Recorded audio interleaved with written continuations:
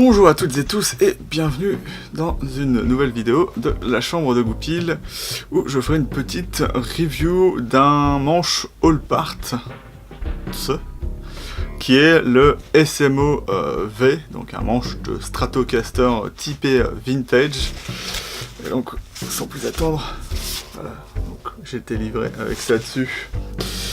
Et comment dire, le magasin où je l'ai acheté, qui est Emma Music, si vous connaissez, me l'ont mis dans un papier bulle en plus, et donc voilà à peu près à quoi ça va ressembler. Donc celui-là, ça va être un manche non fini, parce que je vais faire mes petites modifications dessus, puisque comme vous le savez peut-être, je suis en train de me faire ma propre Parcaster ou Stratocaster de 1954, donc ce sera un manche V-neck, donc avec un profil en V. Donc ça paraît un peu bizarre, puisqu'on est plus habitué à avoir du C, du U ou du D. Entre le D et le U, hein, si vous comprenez pas ce que c'est que le D est un peu mal compris, mais en général ça va être les manches un peu typées shred. Donc le D signifie qu'on aura un radius vraiment plat, alors que le U, le radius n'est pas défini, donc ça définit plus par exemple les Fender Telecaster qui font avoir un radius de 7/4, donc celle-là va aussi, hop, s'il arrive à faire le point dessus, non il fait le point sur ma tête, donc on va lui mettre là, voilà, vous allez voir le radius qui est assez profilé, hop, donc on va essayer de montrer un peu la guitare, hop. Donc on va avoir la pièce de Valnut et le Skunk Stripe derrière. Et donc, comment dire, en reparlant du V-neck, ce qui va être intéressant, c'est que c'est un peu une alternative entre du manche où vous faites un peu de solo et un manche où vous allez vraiment faire des accords. Ça permet en fait d'avoir vraiment l'arrière du pouce qui est vraiment posé comme ça, donc vous pouvez faire tout en ayant beaucoup de mobilité, ce que vous n'avez pas forcément sur les manches C ou U, où en général vous allez devoir vraiment le prendre super fort et tout le temps mettre un peu le pouce au-dessus, tandis que là vous pouvez avoir une bonne prise même avec le pouce à l'arrière, tout en sentant encore l'arrière du manche. Donc après, pour ce qui est des spécifications, donc on est sur un manche tout en érable, donc sans touche, donc c'est directement avec le Skunk Stripe, puisque c'est pas toujours le cas, mais là on aura une seule pièce d'érable qui sera avec le truss rod à l'arrière à l'ancienne. Si j'arrive à faire la mise au point dessus, voilà, hop, voilà, donc vraiment construction typée vintage. Donc on va avoir ce qui permet d'authentifier que c'est bien du All Part. Donc moi ce que je trouve bizarre avec ces manches, c'est que c'est du licencié Fender, donc on va avoir typiquement, mais on peut pas mettre en théorie de logo et les vendre.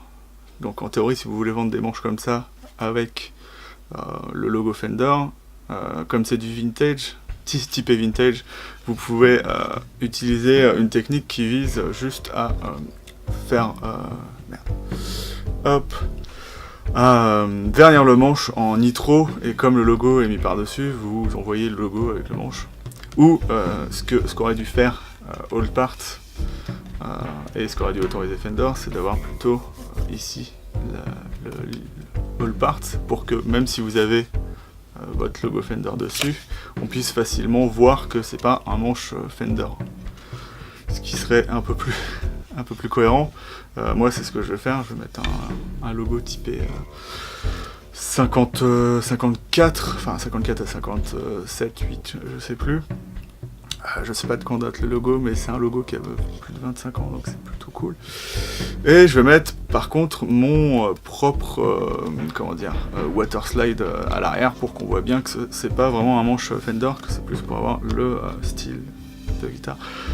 Donc lorsque vous recevez le manche, donc il est pas fini, je sais pas si c'est pareil sur les manches vernis, mais les contours sont vraiment super présents, donc ça demande encore de la finition, donc c'est sûrement le fait que ce soit pas fini, donc c'est plutôt cool.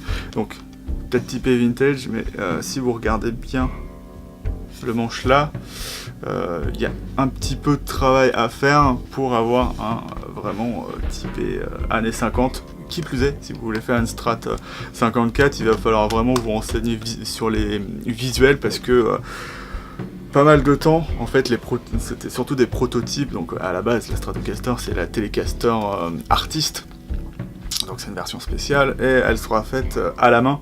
Donc en général, on a ici, c'est beaucoup moins proéminent, donc on va avoir souvent c'est souvent fondu, soit légèrement, soit très fortement. On a un contour un peu plus important, même en général. Hop, là, voilà. Ici, c'est moins. Et sur les bords de la touche, faut vraiment travailler. Mais à part ça, le manche est plutôt pas mal. Par contre, ce qui est un peu dommage, enfin, moi, ce que je trouve personnellement dommage, c'est que on se retrouve pas forcément avec des parties, comment dire, super belles. Voilà, découpe. Là, je suis pas vraiment...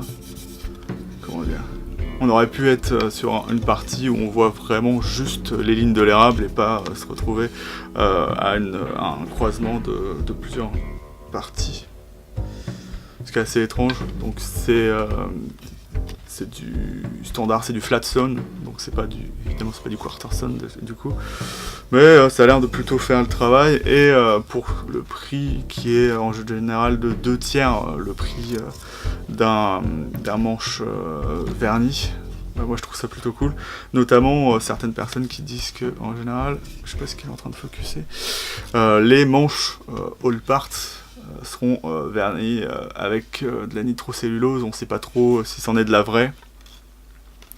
Donc voilà, comme ça moi je le finirai moi-même, je foncerai tout moi-même, et évidemment, comme dans les années 50, je poserai le logo dessus et je vous montrerai ce que ça donne après, et donc je vous montrerai évidemment toute la phase de ponçage. Et voilà, donc pour moi c'est plutôt un manche assez sympa, plutôt bien fini, les frettes sont vraiment très petites, comme à l'époque. Il y a peut-être quelques éraflures sur les frettes. En général, on doit toujours retravailler un peu le frettage avant de poser son manche sur sa guitare, notamment sur les bords qui semblent un peu, même si ça se sent pas trop puisque c'est des frettes très petites, c'est un peu dur. Donc voilà. Après, moi je considère ça comme un manche de plutôt très bonne qualité. Ils sont faits au Japon, comme vous pouvez le voir là. Hop. Yop. Et donc voilà.